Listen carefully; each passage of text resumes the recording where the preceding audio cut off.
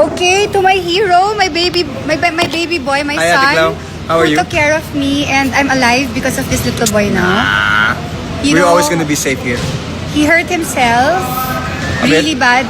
Yeah, for you a bit because strong ka. Pero yung totoo, hindi Well, maganda yung nangyari sa Yeah. Hindi niya kasalanan. We're playing it light. Yes. Yeah. So, everybody please thank my baby boy. He saved my life. I Love you, Ate anak. Clau. I Love you so much. So much. Nothing bad is gonna happen to you. And you know what? In the split second that, when the danger was there, I knew that you were gonna be safe for sure. I knew. I knew. I love you. Love you, Ate Clau. Thank you. I'm gonna cry. No! Don't make me cry!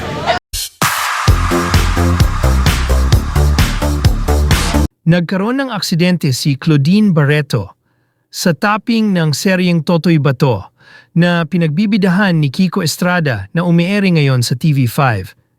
Ibinahagi ni Claudine ang video sa kanyang social media na nagpapasalamat siya kay Kiko dahil iniligtas daw siya at ang eksenang duguan ang damit niya at hirap maglakad at binuhat na siya ng aktor. God bless my son Kiko Estrada for saving my life.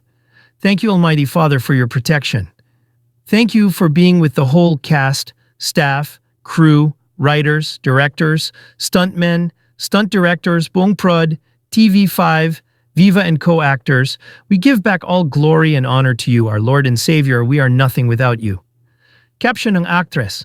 Sa latest video ni Kiko Estrada ngayong araw ng Biyernes, January 23, makikita ito na may benda sa kanyang kamay, ngunit di na sinabi pa kung anong klaseng aksidente ang kinasangkutan nilang dalawa ni Claudine sa taping ng serye.